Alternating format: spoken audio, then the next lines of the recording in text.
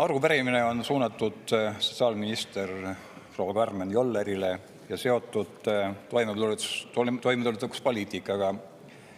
Värskelt sõlmitud Reformierakonna ja Eesti 200 koalitsiooni aluslepingus on sotsiaalvaldkond jäänud sootuks tähelepanuta.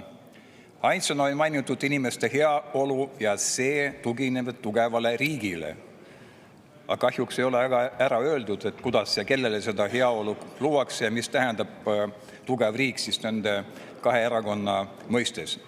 Iga aastaga muutub järjest enam inimesi, kes ei saa enda toimetulekuga hakkama, sest elukallidus on järsult tõusnud ja toetusmeetmed ei ole sellele järgi tulnud.